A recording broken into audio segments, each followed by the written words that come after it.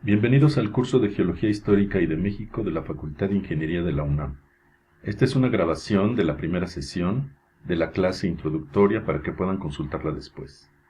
El propósito de esta clase es que se presenten los conceptos antecedentes, objetivos y aspectos formales del curso. El curso lo impartimos el maestro Luis Espinosa Arrubarrena y un servidor, Dr. Dante Jaime Morán Centeno. El maestro Luis Espinosa se encarga de los aspectos de la evolución de la biosfera y los ciclos biogeoquímicos de la Tierra, y yo me encargo de los aspectos de la evolución geológica, de la evolución de la atmósfera y de la hidrosfera, así como las interacciones con algunos otros sistemas.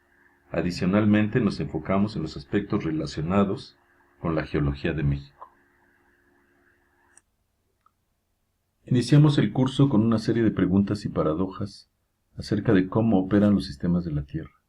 Estas preguntas y paradojas son orientadoras porque nos permiten ubicar cuáles son los principales problemas y los aspectos científicos que debemos aclarar para entender un poco más cómo evolucionó el planeta. Bien, revisemos estas preguntas que nos hemos planteado. Si el Sol iluminaba 25% menos que ahora al inicio del Arcaico, cerca de hace 4 miles de millones de años, ¿significa esto que la Tierra se encontraba congelada? ¿Por qué la Tierra es el único planeta que tiene ostensiblemente agua líquida en su superficie? ¿Es la Tierra el único planeta que presenta tectónica de placas? ¿De dónde y de qué proceso proviene el calor interno de la Tierra? Si Marte y Venus tienen más del 95% de CO2 en su atmósfera, ¿por qué la Tierra tiene menos del 1%? Continuamos con las preguntas. ¿Cómo se relacionan los cambios en el clima de la Tierra con los procesos geológicos, biológicos y aún de los que ocurren en el ámbito planetario? ¿Cómo se pueden reconocer los cambios climáticos y ambientales en el registro estratigráfico de la Tierra? Es decir, ¿qué es lo que tenemos que observar en las rocas para identificar estos cambios? ¿Cuándo ocurrieron los principales episodios de enfriamiento y calentamiento en el clima de la Tierra? ¿Por qué se forman las cadenas orogénicas y por qué los cratones resisten el acortamiento orogénico? Con estas preguntas y paradojas de inicio que comentaremos en clase, damos paso a los objetivos del curso. Nos gustaría que al final del curso ustedes conocieran las características principales y las secuencias de los eventos más importantes en la evolución de la Tierra, tanto de su interior como de su corteza, de su atmósfera y de su hidrosfera, así como de su biosfera, que desarrollen la capacidad de interpretar aspectos de la historia de la Tierra a partir de usar herramientas petrológicas, estratigráficas, paleontológicas, estructurales y geoquímicas. En el marco de la nueva concepción de la Tierra como un ente complejo formado por varios sistemas que termodinámicamente son abiertos, que interaccionan entre ellos y que están estrechamente relacionados, es decir, que se afectan unos a otros, es de especial interés que comprendan que todos estos eventos de la historia terrestre no son aislados, sino el resultado de las interacciones entre los sistemas. Queremos que conozcan los rasgos y eventos más significativos de la geología mexicana para ubicarlos en el contexto de la evolución de la Tierra y que conozcan la ubicación y origen de los principales recursos geológico-económicos de México en el contexto de la evolución de su corteza. ¿Cuál es el marco teórico para nuestro curso? Existen varios conceptos importantes que debemos conocer para entender la evolución de la Tierra y que ustedes ya han visto en cursos anteriores, pero que en ciertos momentos del curso nos detendremos a repasarlos. Por ejemplo, sobre la teoría sobre el origen y evolución del sistema solar, la teoría de la tectónica de placas, la teoría de la evolución de las especies, la hipótesis sobre el origen de la vida, o las hipótesis más bien, el comportamiento termodinámico de sólidos, los fundidos silicatados, el agua y los gases atmosféricos, el decaimiento radiactivo y fraccionamiento de los isótopos. Hay una serie de antecedentes históricos importantes para el tema de la historia de la Tierra. El conocimiento que se tiene actualmente sobre la evolución de nuestro planeta ha avanzado gradualmente, pero a veces ha dado grandes saltos. Dentro de los antecedentes más importantes históricos, en términos de la formulación de nuevos conceptos en diferentes momentos de la historia de la geología, se encuentran los siguientes. Los principios de Steno, que son los que rigen la interpretación de las capas y de las sucesiones que forman la corteza de la Tierra, el desarrollo de la taxonomía biológica, el principio del uniformitarianismo y el actualismo. También hablaremos del catastrofismo y el neocatastrofismo, el desarrollo de la tectónica de placas y sus efectos en las disciplinas de ciencias de la Tierra, la exploración planetaria y el conocimiento sobre la evolución estelar, el reconocimiento de las interacciones entre los diferentes sistemas terrestres y la estructura y funcionamiento del ADN, el ARN, la síntesis de proteínas y características generales de las leyes de la herencia. Nos interesa mucho el concepto de la estratigrafía para este curso. Es una disciplina muy importante para entender la historia de la Tierra, porque la estratigrafía es el estudio de los vestigios que han dejado los acontecimientos sobre la Tierra, y los vestigios se encuentran en las rocas. De la historia antigua de la atmósfera tenemos muy poca información. No sabemos bien cuál era su composición, sin embargo podemos buscar vestigios en las rocas. Sobre la química del agua podemos también buscar vestigios en las rocas, y podemos buscar restos de eventos catastróficos, de cómo evolucionaron las especies, y vestigios del impacto de cuerpos extraterrestres, como meteoritos o cometas. Entonces, a la estratigrafía le damos un especial énfasis en el curso. Es nuestra herramienta principal para entender la historia. Aquí presentamos una definición de lo que resulta ser la estratigrafía para que la tengan presente. La estratigrafía es el estudio de las relaciones espaciotemporales de los cuerpos de roca a través del análisis de la litología, estructuras primarias, contactos y discontinuidades de las sucesiones que forman la corteza. En primera instancia, la estratigrafía nos refiere a las capas de la Tierra, es decir, a estas sucesiones en forma de estratos o capas, en las que nosotros podemos aplicar las leyes de Steno e ir subiendo estratigráficamente e ir avanzando en el tiempo geológico. Sin embargo, no todas las rocas antiguas preservan su disposición en capas. Hay unas que se encuentran profundamente metamorfoseadas y deformadas y transformadas, y entonces no siempre vamos a poder leer la historia de la Tierra a través de la lectura simple de las capas que se encuentran de acuerdo a un orden estratigráfico bastante claro, sino que vamos a encontrar perturbaciones fuertes en la corteza que no nos van a permitir aplicar tan simplemente los conceptos estratigráficos. Por ejemplo, nos podemos encontrar masas cristalinas sin rasgos que nos indiquen alguna relación temporal de un cuerpo contra otro. Entonces necesitamos hacer uso de otras herramientas para conocer los acontecimientos que dieron origen, por ejemplo, a una masa de granito como esta. Esta masa de granito se formó en un solo episodio. Es un batolito que fue construido a pasos por inyecciones de magma de diversa naturaleza durante millones de años. ¿Eso cómo lo podemos saber si no contamos con la estratigrafía tradicional en capas? Tenemos que aplicar en este tipo de rocas herramientas diferentes a los principios de Steno, como son por ejemplo las relaciones de corte entre cuerpos ígneos, observar cómo un cuerpo está inyectado en otro. Por ejemplo, en este afloramiento podemos ver por lo menos 4 generaciones de rocas magmáticas. La blanca, que es la roca encajonante. Luego tenemos la serie de cuerpos oscuros,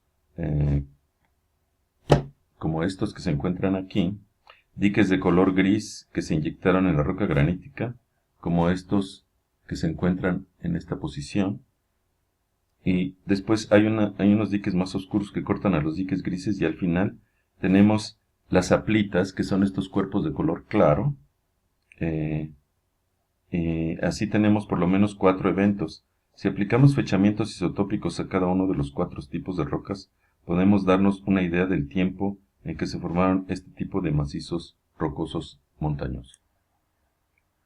Tenemos conceptos estratigráficos relevantes que queremos que tengan claros para comunicarnos en clase. Algunos de ellos los han revisado mucho, sobre todo en sus clases de estratigrafía.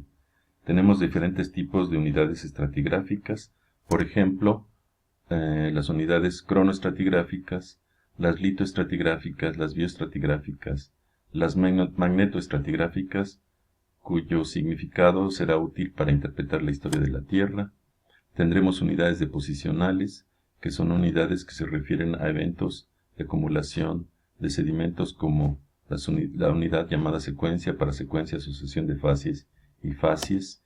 Y también tendremos discontinuidades y discordancias, que son discontinuidades que nos indican rupturas o interrupciones de la sedimentación o de la deformación de las rocas y la reanudación de la sedimentación. En el análisis de las sucesiones que forman la corteza de la Tierra, encontraremos diferentes circunstancias. Podemos encontrar continuidades estratigráficas o podemos encontrar paraconformidades en lo que se ven que las capas están paralelas, sin embargo, existe una ausencia de capas que nos indican una ruptura de la sedimentación. Podremos tener discordancias erosivas, discordancias angulares, discordancias angulares erosivas, y también tendremos situaciones extrañas, como esta en la que tenemos discordancias sintectónicas, mientras que en un lado en una región tenemos una discordancia angular, en otra región tenemos que las sucesiones son continuas, y finalmente tendremos circunstancias en las que sucesiones sedimentarias están descansando encima de rocas cristalinas. El significado de estas discordancias es muy importante para entender la historia de la Tierra. Esta es la Carta Estratigráfica Internacional que ustedes conocen bien. La vamos a usar en clase y la deben tener siempre a la mano. Es el resultado de los acuerdos de la Comisión Internacional de Estratigrafía de la Unión Internacional de Ciencias Geológicas, en los que se ponen nombres acordados internacionalmente para los diferentes periodos, eras y eones. También se marcan límites en millones de años de estos periodos o eras. Unos todavía son dudosos. Los que tienen tachuelita aquí de color amarillo son aquellos en los que hay un acuerdo y cierta certeza entre la comunidad internacional. Manejaremos conceptos tectónicos relevantes, conceptos que tienen que ver con la deformación de la corteza y que son muy importantes para entender la historia de la Tierra. Dentro de estos conceptos se encuentran los límites de placas convergentes, divergentes y transcurrentes, las márgenes activas, las márgenes pasivas, las cuencas sedimentarias y su entorno en términos de la tectónica de placas, el magmatismo en el marco de la tectónica de placas, los cinturones metamórficos que se forman de acuerdo a los límites y otras circunstancias en la tectónica de placas, el concepto de faja orogénica u orógeno y finalmente el concepto de cratón. Todos ellos serán importantes para nuestro curso. Otro aspecto relevante en el curso es la clasificación de las cuencas sedimentarias de acuerdo a su ambiente tectónico. Tenemos que muchas de las sucesiones que caracterizan la historia geológica de diferentes regiones de los continentes se dieron en cierto ambiente o en cierto marco tectónico. Por eso es importante el estudio de la clasificación de las cuencas sedimentarias. Tenemos, por ejemplo, cuencas cratónicas continentales, que son cuencas que se forman dentro de los cratones o en sus bordes, ¿no? Entonces tenemos, por ejemplo, las cuencas intracratónicas, las cuencas que están en los bordes de los cratones o los ablacógenos. Tenemos cuencas relacionadas con las márgenes continentales, que pueden ser cuencas asociadas a márgenes divergentes y a márgenes pasivas, cuando se rompió una placa con respecto a otro segmento y fueron separándose, o las cuencas en márgenes convergentes y márgenes activas en donde dos placas se encuentran convergiendo, cuencas formadas en relación con las colisiones entre masas continentales, cuencas relacionadas con fallas transcurrentes y transformantes, y cuencas oceánicas. Entonces, tenemos que ser capaces de ubicar las sucesiones sedimentarias que vamos a discutir dentro de un cierto ambiente tectónico. Bien, pues eso es todo con respecto a la clase introductoria. Para finalizar, mostramos la bibliografía del curso para los temas de la historia de la Tierra. Nosotros utilizamos principalmente como referencia, como bibliografía, el libro de Stanley, que se llama Earth System History, cuya cuarta edición fue publicada recientemente. También consultamos con relativa frecuencia el trabajo de Condi de 2011, que es un libro que trata sobre la Tierra y sus sistemas en términos de una evolución. Y relativamente reciente, que es el de Langmuir, de 2012, que es un análisis de la Tierra desde que se formó el Big Bang hasta el desarrollo de la humanidad. Entonces les recomiendo que busquen esta bibliografía. Algunos de estos libros están disponibles en la biblioteca de la facultad o en la Biblioteca Conjunta de Ciencias de la Tierra. También tenemos una bibliografía general para la geología de México. Aquí lo que vamos a usar esencialmente son volúmenes especiales que se han producido en diferentes momentos, como este de Lanis Álvarez y Nieto Samaniego, que son los editores de un volumen especial del Boletín de la Sociedad Geológica Mexicana, que fue traducido al inglés y publicado como un special paper de la Geological Society of America. Aquí hay artículos que revisan las diferentes provincias geológicas de México. Este otro de Lomnitz, que también hace una revisión de las ciencias de la Tierra en México. Este un poquito más antiguo, cuyo editor es Nieto Samaniego, que trata de los avances de la geología mexicana en la última década anterior al 2000, o sea, en la década de los 90. Y este, sobre todo el último, que es un libro que está todavía en prensa, es un volumen especial de la revista Earth Science Reviews, en donde se vuelve a hacer en el año 2017 una revisión de las provincias geológicas de México. Bueno, eso es todo.